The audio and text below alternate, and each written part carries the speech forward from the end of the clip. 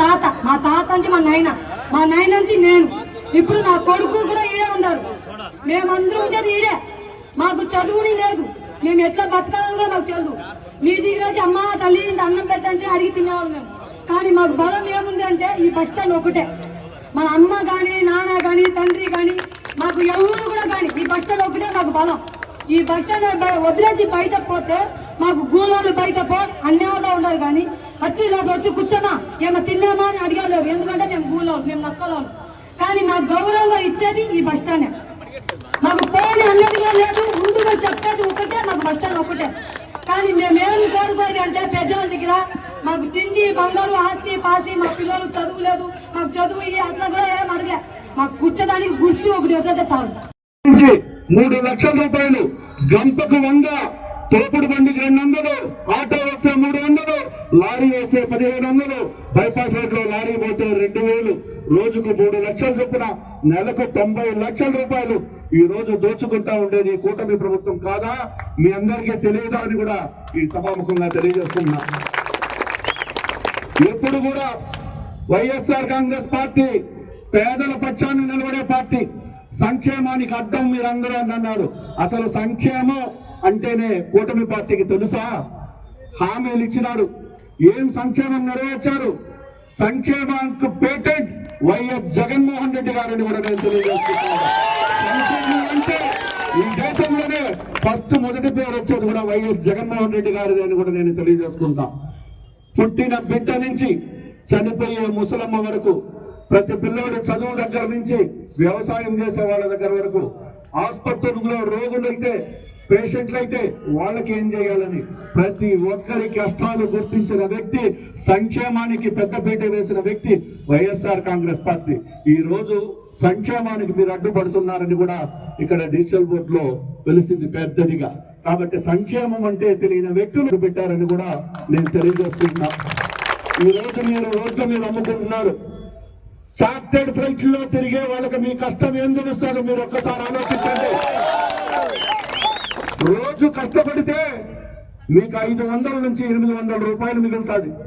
దాంట్లో 200 రూపాయలు municipality bill వసూలు చేస్తా ఉంటారు. మొత్తం చిత్తూరు పట్టణం మొత్తం మీకు మిగిలేదు 500, 600.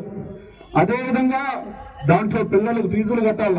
ఎలక్షన్స్ ముందు మీకు చెప్పారు, నీకు 15, నీకు 15, నీకు 15, నీకు 15.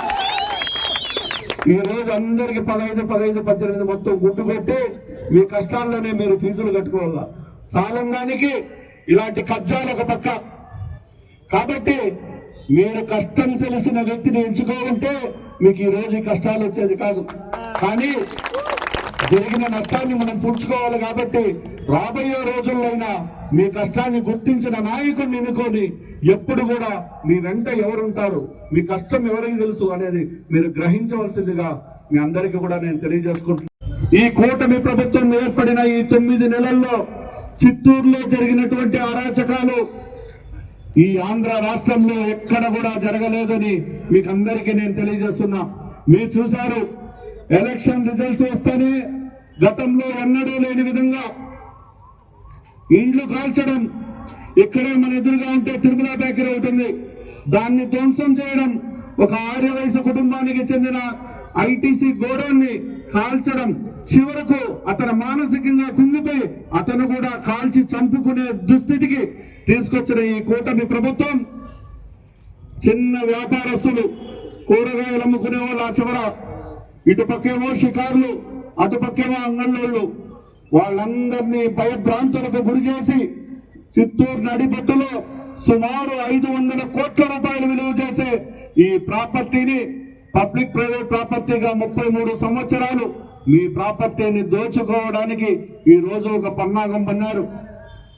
కానీ పేదల పక్షాన నిలవడానికి వైఎస్ఆర్ కాంగ్రెస్ పార్టీ అనేది పోరాటాలతోనే పుట్టిన పార్టీ. కాబట్టి మీకు కష్టం వచ్చినా అది మా కష్టంగా భావించి మీకు అండగా మేము నిలబడతామని ఈ రోజు మీకు సంఘీభావం తెలియచేయడానికే ఈ కార్యక్రమాన్ని ఏర్పాటు చేయాల్సిందిగా తెలియజేసుకుంటున్నాను.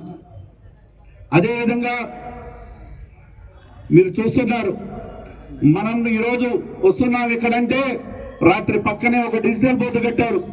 ఆ డిజిటల్ బోర్డులో ఏ రాశారంటే చిత్తూరు అభివృద్ధికి మీరు అడ్డాని. అయ్యా, చిత్తూరు అభివృద్ధికి, ఆంధ్రప్రదేశ్ అభివృద్ధికి ఎప్పుడు కూడా వైఎస్ఆర్ కాంగ్రెస్ పార్టీ ముందుంటుంది. అభివృద్ధికి అడ్డు తగిలే సంస్కారం వైఎస్ఆర్ పార్టీది కాదు. కానీ అభివృద్ధి చేసే విధానంలో సంప్రదాయబద్ధంగా ఉండాలి, కానీ దౌర్జన్యాలు ఉండకూడదనే దానికే మేము అడ్డు అని కూడా నేను మీకు తెలియజేసుకుంటున్నాను. అదేవిధంగా చూస్తే 6 మాసాలు మార్కెట్ డబ్బులు మీరు కట్టలేదు అని చెప్పారు, రాశారు. ఎస్, ఎలక్షన్స్ అయిన తరువాత కట్టలేదు, నేనే ఒప్పుకున్నా. ఎందుకు కట్టలేదంటే మేము కూడా ఆర్థికంగా చితికిపోయాం కాబట్టి 4 సంవత్సరాలు పూర్తిగా ఏ వ్యాపారస్తుల దగ్గర కూడా ₹1 వసూలు చేయకుండా ఫ్రీగా సంవత్సరానికి 85 లక్షల రూపాయలు కట్టు ప్రతి ఒక్కరు కూడా ఫ్రీగా ఇచ్చారు. కానీ ఈ రోజు మేము ఆపితే ఈ 3 మాసాలకు టెండర్లు వదిలి రోజుకు 2.5 లక్షల నుంచి 3 లక్షల రూపాయలు ముక్కు పిండి వసూలు చేస్తూ ఉండేది మీరు కాదా అని నేను ఈ సభాముఖంగా మిమ్మల్ని అందరినీ అడుగుతా ఉంటా. చాలా అత్యుత్సాహం చూపిస్తున్నారు. ఎందుకో వాళ్ళకంత అత్యుత్సాహం అర్థం కావడం లేదు. ఆ అధికారులు ఎక్కడున్నా, ఏ ప్రభుత్వం ఉన్నా వాళ్ళకు ఉద్యోగం ఉంటుంది. ఏ ప్రభుత్వంలో అయినా వాళ్ళు ఉద్యోగస్తులే. రాజకీయ నాయకుల కంటే 5 సంవత్సరాలే ఉద్యోగం, దాని తర్వాత గెలిస్తేనే మళ్ళీ. కానీ మీకు 62 సంవత్సరాల వరకు ఉద్యోగం ఉంటుంది కాబట్టి అన్ని ప్రభుత్వాలు సమానంగా చూడాలి అని ప్రతి అధికారికి కూడా మేము తెలియజేసుకుంటున్నాం. ఎందుకంటే ఒంటెత్తు పోగడతో పోవడం మంచి సిద్ధాంతం కాదు. అటువంటి పోయే విధానంలో ఉన్న అధికారులందరికీ కూడా మేము వైఎస్ఆర్ కాంగ్రెస్ పార్టీ తరఫున హెచ్చరిస్తున్నాం. అటువంటి వాళ్ళని గుర్తించి భవిష్యత్తులో వాళ్ళకు ఖచ్చితంగా దానికి కఠినంగా శిక్షలు ఉంటాయని కూడా ఈ సభాముఖంగా నేను తెలియజేసుకుంటున్నా. అభివృద్ధికి Elon Musk Tesla company owner తో మాట్లాడేశాను. మొత్తం బ్రహ్మాండంగా ఇండస్ట్రీలు వచ్చేస్తా ఉంది, గార్మెంట్స్ కంపెనీలు వచ్చేస్తా ఉంది, సాఫ్ట్వేర్ కంపెనీలు వచ్చేస్తా ఉంది. ఏ విధంగా సోషల్ మీడియాలో ప్రమోట్ చేశారో మీరు అందరూ కూడా చూశారు. ఎలాన్ మస్క్ అనే వ్యక్తి రాష్ట్ర ముఖ్యమంత్రులకు సైతం అపాయింట్మెంట్ ఇవ్వరు.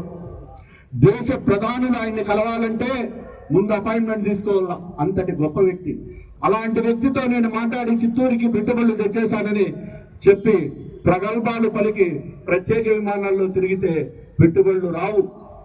ప్రజల కష్టాలు తెలుసుకొని ప్రజలకు ఏం అవసరం ఉంది ఇక్కడ వాళ్ళకు అది వెలుసుబాటు కల్పించి తరువాత మా ఊర్లో ఈ సోర్సెస్ ఉంది, ఈ రోడ్ సోర్సెస్ ఉంది, పోర్టుల దగ్గర ఉంది, ఇవన్నీ చెబితే బైపాస్ రోడ్ లో, హైవేల్లో ఇండస్ట్రీలు పెడితే ఇక్కడ కూలీల వలస బెంగళూరు, చెన్నై పోయేది తగ్గి ఇక్కడే ఉపాధి దొరుకుతుంది. కాబట్టి ప్రతి ఒక్కరూ ఆనందంగా ఉంటారని కూడా స్థానిక ఎమ్మెల్యేకి నేను గట్టిగా చెబుతున్నా.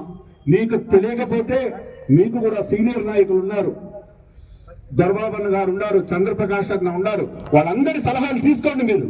అంతేగాని మీరు ఒంటెత్తు పోగొడుతూ పోయి పేదల కడుపు కొట్టొద్దని ఈ సభాముఖంగా తెలియజేసుకుంటూ, ఈ పోరాటం మొత్తం అందరూ ఐక్యంగా ఉంటేనే మనం విజయం సాధించడానికి కుదురుతుందని కూడా మీకు తెలియజేస్తాం.